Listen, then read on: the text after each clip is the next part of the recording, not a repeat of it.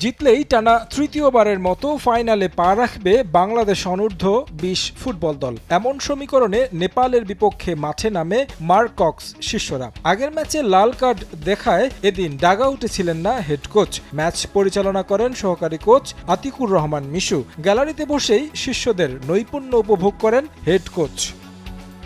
2024 সালে এই নেপালকে 4-1 ব্যবধানে হারিয়ে বয়সভিত্তিক এই স্তরের শিরোপার স্বাদ পেয়েছিল বাংলাদেশ। পরিসংখ্যানে এগিয়ে থেকে মাঠে নামে লাল সবুজের প্রতিনিধিরা। মালে ন্যাশনাল স্টেডিয়ামে শুরু থেকে আধিপত্য দেখায় বাংলাদেশ। বেশ কয়েকটি আক্রমণে প্রতিপক্ষের রক্ষণে কাঁপন ধরালেও ফাটল ধরাতে পারেনি।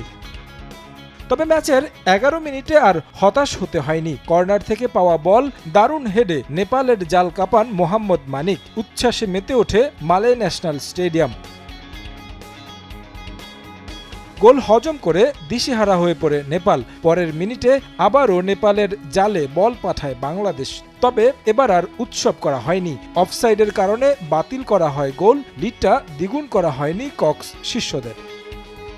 প্রথমার্ধে আরও বেশ কয়েকবার এগিয়ে যাওয়ার সুযোগ এসেছিল লাল সবুজের যুবাদের। তবে প্রতিপক্ষ রক্ষণের নৈপুণ্যে রক্ষা পায় নেপাল। শেষ পর্যন্ত 1-0 গোলে এগিয়ে থেকে বিরতিতে যায় বাংলাদেশ।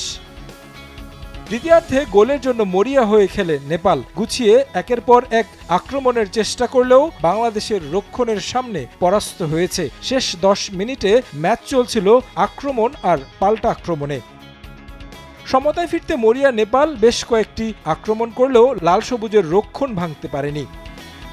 পাল্টা আক্রমণে 3টি দারুণ সুযোগ তৈরি করে বাংলাদেশ। সুল্লিভান ব্রাদার্স মিলে একটি দারুণ আক্রমণ করলেও প্রতিপক্ষ গোলরক্ষকের বাঁধায় লিড দ্বিগুণ করা হয়নি। শেষ পর্যন্ত 1-0 গোলের জয় নিয়ে মাঠ ছাড়ে বাংলাদেশ। স্বস্তির জয়ে ফাইনালে পা রাখল মার্ক কক্স শিষ্যরা। শিরোপার মঞ্চে বাংলাদেশের প্রতিপক্ষ ভারত।